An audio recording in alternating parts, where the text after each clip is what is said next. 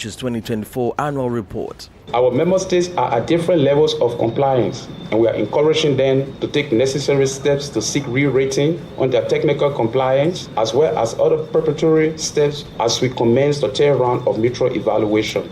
And Liberia's 178th Flag Day orator urges reconsideration of traditional school suspension. I hold the view that traditional and cultural institutions and schools are absolutely important and necessary for our country's growth, development.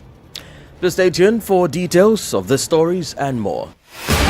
Here is a more edit with Newslink.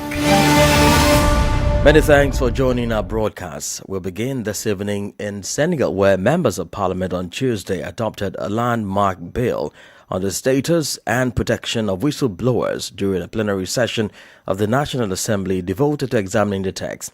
The bill, which has been under discussion for several months, is considered a major step in strengthening the country's legal framework against corruption and malpractice. Representing the government, Minister of Justice Ousmane Dieng explained that the law is designed to encourage citizens to report fraud, corruption, and other bad practices without fear of retaliation. He emphasized that the legislation will not only foster transparency, but also reinforce accountability in public institutions and the private sector. Abdullah Hassan has more details in this report. The minister's comments were captured in the intercommittee report prepared jointly by the Committee on Law, Decentralization, Labor and Human Rights and the Committee on Culture and Communication.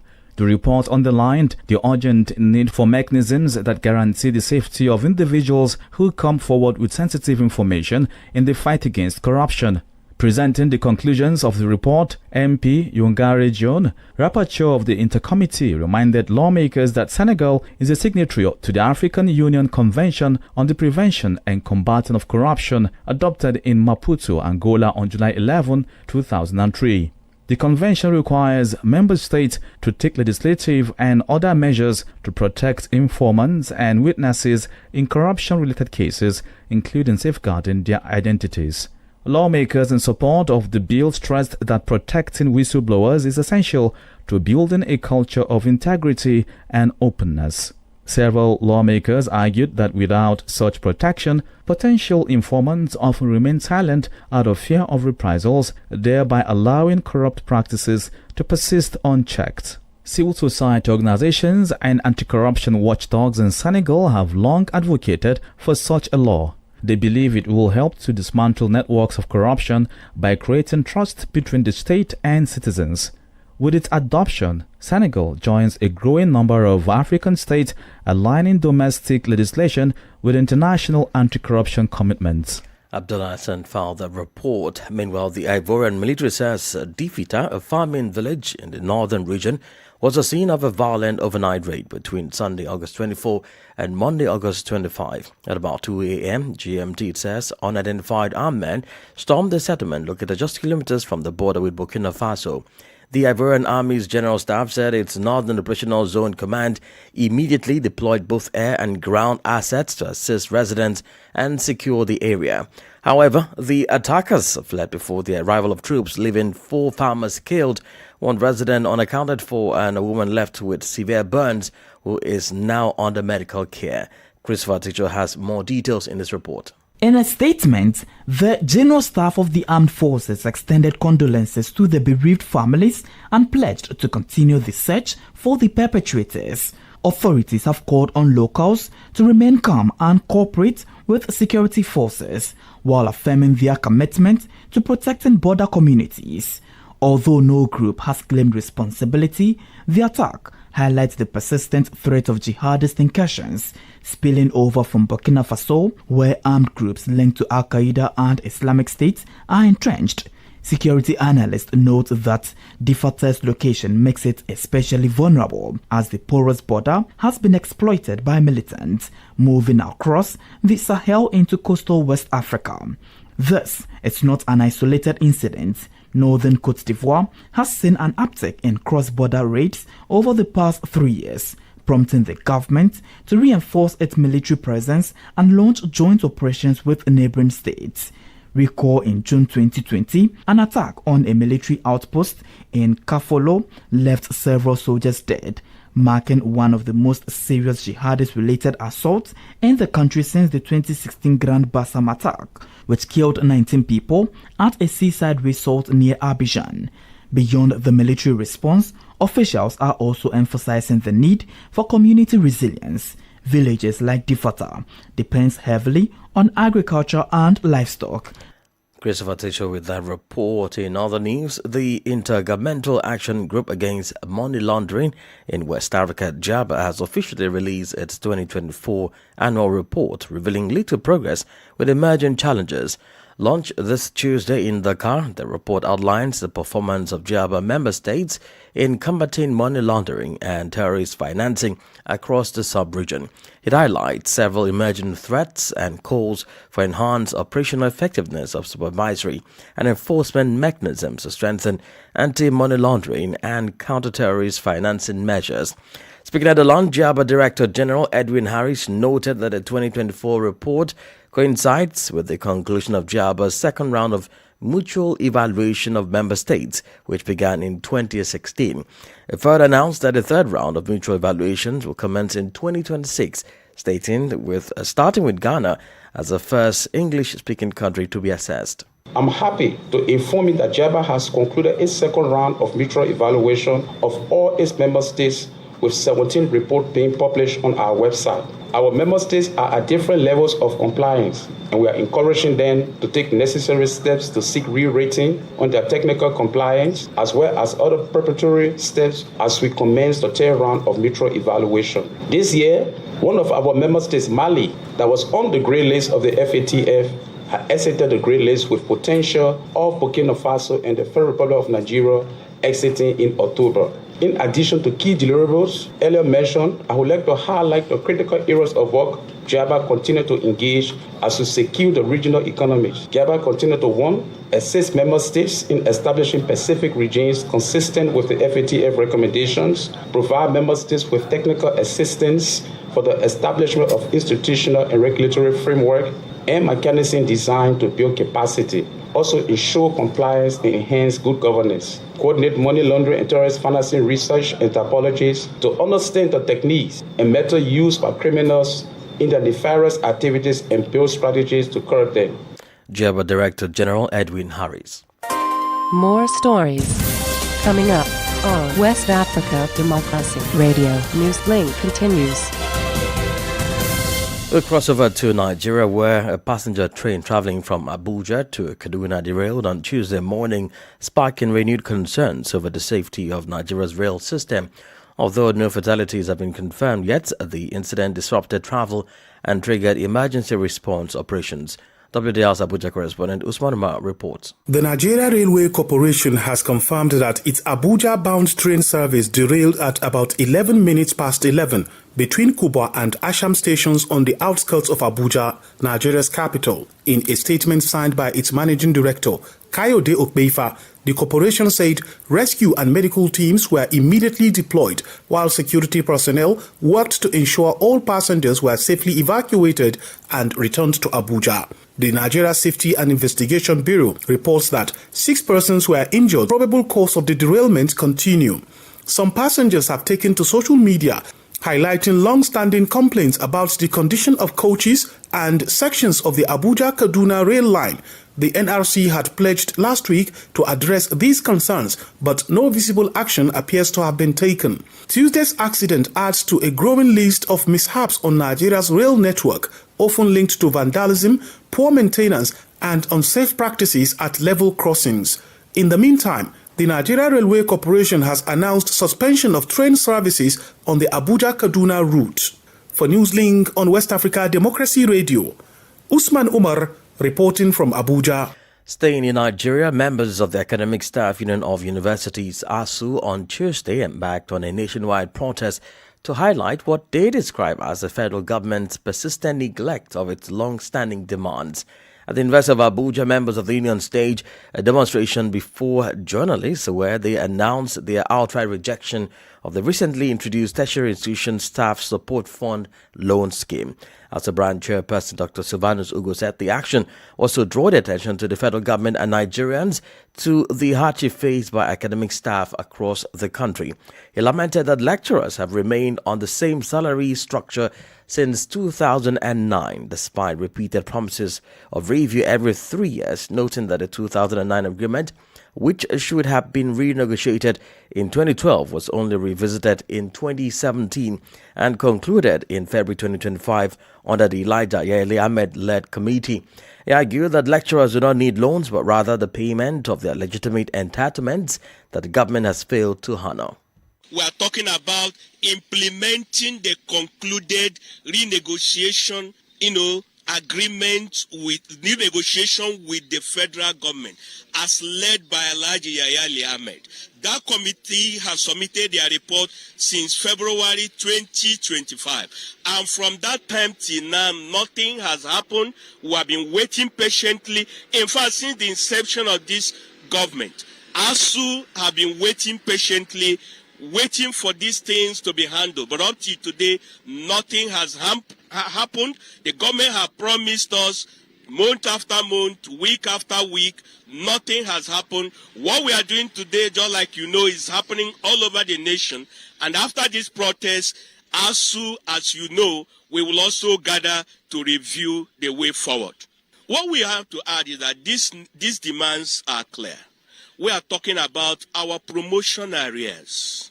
For over 4 years, our promotion arrears are being held by the federal government. We are talking about the federal government paying us our 3.5 months withheld salaries. Our members have done this work, and federal government has not paid these 3.5 months salaries. We are saying that the federal government should pay us the arrears of the 25% and 35% wage award. We are saying that our third-party deductions should be paid to the union and our cooperatives. We are saying, calling for the immediate implementation of that agreement of the Ayale Ahmed Committee. Dr. Sylvanus Ago is the University of Abuja branch chairperson of ASU. Now, Ghana's Inspector General Police, Christian Tete Yohuno, has led a high-level security delegation to the Savannah region in response to recent communal clashes that left several people dead. According to the Ghana Police Service, the team from the National Police Headquarters will engage chiefs, opinion leaders, and community representatives to discuss measures aimed at restoring peace. The police service indicated that the visit forms part of broader efforts to strengthen security presence in Saola, Gbiniri, Guiniri, and other affected communities. The clashes, which erupted on Sunday, August 24, at Gbiniri, followed a dispute over land, claimed at least 5 lives, while 6 others sustained injuries. 3 of the injured are reported to be in critical condition. Reinforcement teams working alongside the Ghana Armed Forces and other security agencies have already been deployed to stabilize the area. You're listening to Newslink on West Africa Democracy Radio, 94.9 FM in Dakar and online at wadr.org. Here's a reminder of our top stories. Senegalese parliament adopts a law on whistleblower protection. An attack on a village in northern Côte d'Ivoire leaves 4 dead, displaces 100. ECOWAS Action Group Against Money Laundering launches 2024 annual report. And still ahead in the news, Liberia's 178th Flag Day orator urges reconsideration of traditional school suspension. We do have a guest interview and sports update. Please stay with us. West Africa Democracy Radio. It's you speaking. Don't forget, you can listen to us live on wadr.org and follow our streamings on YouTube and Facebook. Let's take it down to Mali, where authorities say heavy torrential rains that fell during the night of August 23 or 24 in Chendobougou, a town located about 6 kilometers from the city of Jola in southwest Mali, caused more than 1,200 victims or 150 households. In a statement on Tuesday by the mayor of the Jola region, 150 affected households have taken refuge in public schools and called on humanitarian organizations to help them. According to the mayor, this is the first time that such damage has been caused by flooding. stressing that over 197 houses have collapsed. Augustine Kuli completes the story. Yakuba Dore Mariko specifies that these victims are in any case farmers who live only from growing cotton. It is a cereal crop that the population uses as an activity to meet its various needs. Just Monday, the governor of the region, accompanied by a large delegation, traveled to provide substantial support in the form of 4 bags of sugar, 2 tons of rice, and many impregnated mosquito nets and blankets. However, Mariko acknowledges that these people who have abandoned these houses need help. They are disaster victims who have no means and who just need help to at least enable them get through these items. As of August 21, the Interministerial Committee for Crisis and Disaster Management reported having recorded 34 floods, 6 cases of lightning and 4 cases of strong winds, stating that these events resulted in 23 cases of loss of life, 33 injuries, 845 collapsed houses, affecting a total of 11,122 disaster victims across the country. Mali Meteo had warned that flood risks remain high across much of Mali, particularly in the northern region during the period from July to September 2025. Mali's Meteorological Services head of the Weather Forecasting and Warming Office, Bakare Magane, had stated that the northern regions of the country will experience cumulative rainfall this year significantly above seasonal averages. Augustine Kuli filed a report stating in Mali, political parties and civil society groups are celebrating what they call a historic legal victory after Bamako court temporarily suspended the Transitional Authority's controversial decision to dissolve all political parties and associations. The High Court of Commune 1 issued the ruling on Monday, citing an objection of constitutionality raised by the plaintiffs. While the decision restores the legal framework for political organizations, for now, the case has been referred to the Constitutional Court, the only body authorized to interpret the Constitution adopted in July 2023. The suspension follows a legal challenge by lawyers representing the dissolved parties. Mamadou Kamara, one of the lawyers, welcomed the ruling, calling it a positive step for political freedoms in Mali. The court ruled on other requests for referral, which is granted, offering referrals to the Supreme Court, which will equate the effects to the functional court. This is an important step we have just taken, because our request to suspend the effects of the law related to the Charter of Parties and to refer the dispute to the functional court had raised a lot of certificates. But we have never ceased to be aware at the agency of our country, which has once again shown itself to be elevated. As a reminder, on May 13, 2025, Mali's transitional government dissolved all political parties and associations of political nature throughout the country. This followed the repeal of the Charter of Political Parties and the status of the opposition by the National Transitional Council, NTC. Now, Liberia's 178th National Flag Day orator, Councillor Jala Babu, was called on the government to reconsider its decision of suspending all traditional schools across the country. In March 2025, the government announced a nationwide suspension of all activities related to the Poro and Sunday Society's key traditional institutions until January 2026, following widespread complaints from traditional communities and civil society groups. However, delivering his Flag Day address on Monday, Colonel Babu urged the government to engage in dialogue with traditional leaders and stakeholders to find a balanced solution that respects cultural heritage while addressing concerns. WDL's Monrovia correspondent Ibrahim Parker reports.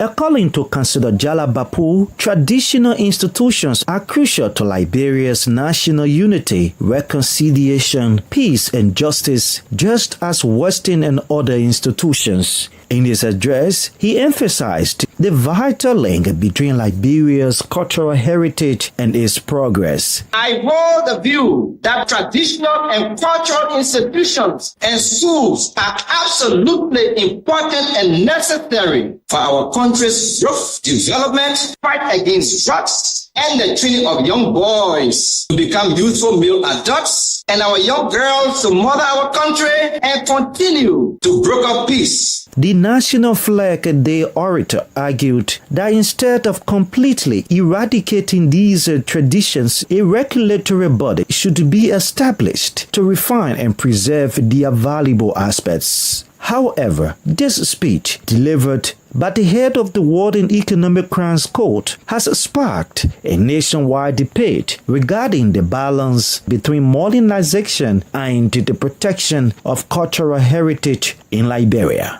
Mwema Briggs Mensah, a lawmaker representing Bond County, criticized these practices, further stimulating the national debate. Being a member of this and know what I'm going through over the years, and looking at where we sit right now, we should be eradicating harmful practices, taking it away from our culture, and making sure that the rightful things are done to protect our birds. The 178th Flag Day celebration in Liberia brought together school children from various schools across the capital, Monrovia, but notable absences included President Joseph Boakai, his vice president, and key figures from the legislature. For Newslink on WADR, Abraham Parker, Monrovia.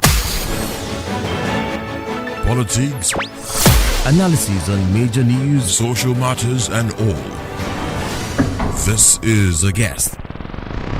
In this segment of interview, we follow the development in the Gambia, where at least 67 young people remain in detention following mass arrests during protests against the recent hike in internet data charges introduced by the Public Utilities Regulatory Authority, PURA. The arrests, 23 over the weekend and 44 more on Monday, have sparked widespread condemnation from human rights groups and political actors who are calling for the immediate and unconditional release of the protesters. Joining us is Madi Jamati, a long-time human rights advocate and a founder of the Edward Francis Moore Center for Rights and Justice, one of the civil society organizations demanding accountability and justice in this case. Mr. Jamati was present at the peaceful protest where he personally experienced the impact of police tear gas and had to be taken to a clinic for medical checkup. For me, this is a direct travesty of justice, a blatant abuse of power by the magistrate, a total disregard of the rule of law and of human rights. And so the magistrate just aggravated the situation such that the youths who came to show solidarity could not contain this judgment, and so protested against it and, refused to leave the gates of the magistrate's court. And the police, without warning, directly deployed some kind of substance, liquid substance, directly on the people. And so myself and many others succumbed to it, so this is the situation. Mr. Jobate, did the judge refuse to grant bail to the young people who were arrested on Friday, or the young people who were arrested refused to be bailed? Or refuse to accept the bill? Did they refuse to accept the bill? So in the first place, when they were arrested on Friday, the police came to say they will release them on bail on Saturday. And the youth refused that bail because they don't want any bail with strings attached, So they opted for the court, that they would rather go to the court so that there they will get the bail. By the court, so that they will not be subjected to any police conditions or restrictions. So when we got to the court, expecting that the judge would grant the bail, he did not reject the bail. I mean, the prosecution did not object the bail, so he accepted bail. But what he said is that he would send them first to the prison for 2 weeks, so that they come back and he will tell them what the bail conditions are, which is really ridiculous and unimaginable, because you don't need 2 weeks to decide bail conditions, particularly on a matter that is a misdemeanor. I mean, it's just people who are charged with something like unlawful possession. Now, so what was the final conclusion of the court? Where are the 19 young people who were earlier arrested on Friday and taken to court, along with the reported 14 people who were arrested for coming out in solidarity of their colleagues who were in detention since Friday? Yeah, so 19 were arrested on Friday. An extra 4 were arrested on Saturday, making it 23. These 23 are the people who appeared in court, and the judge sent them to prison so that he can decide for their bail conditions in 2 weeks' time. Extra number of people were arrested. These 14 people you mentioned were the first arrested, but what we gather at this moment, 44 youths have been arrested. They are not yet taken to court. They are just arrested today, protesting the court's decision. Do you know where they are? Yes, we know where they are, though access is not possible, but we know where they are. Finally, sir, how would you describe the entire reason why the young people protested since Friday about this internet data increase in the price of internet data in the Gambia? So this protest forms part of the various elements that indicate democratic backsliding in the Gambia since 2017, when we removed a 22-year brutal dictatorship and ushered in a new dispensation that we thought would bring democracy to this country. But since 2017, what is evident is that the trajectory of this country appears to follow the path of the past. Corruption, injustices, inefficiency, abuse of power, abuse of office, poor service delivery characterize the state in the Gambia. Mahdi Jabati is the Executive Director of the Edward Francis Small Center for Rights and Justice. In sport news, Madagascar booked a place in the historic first Total Energies African Nations Championship Chan final after edging Sudan 1-0 in a 10 semi-final at the Benjamin Kappa National Stadium in Dar es Salaam on Tuesday evening. A late strike from substitute Toki Rakotondrabe in the 116th minute proved decisive, capping a dramatic extra-time contest and sending the Berry into Saturday's final in Nairobi, where they will face the winner of the second semi-final between Morocco and Senegal. Currently, Morocco and Senegal locked up in the second semi-final match. The winner of the game will meet Madagascar in the finals on Saturday, August 30, while the loser will also face Sudan on Friday, August 29. Senegal and Morocco currently have 1 goal apiece at the moment. And that's it on this edition of Newslink on West Africa Democracy Radio, broadcasting from Dakar, Senegal. Thank you for listening, and many thanks to Falilu So and Ismaila Kamara for the technical support. Let's keep the conversation coming on all of our social media platforms, X, Instagram, TikTok, at WDR English. I am Imo Edet. Good evening.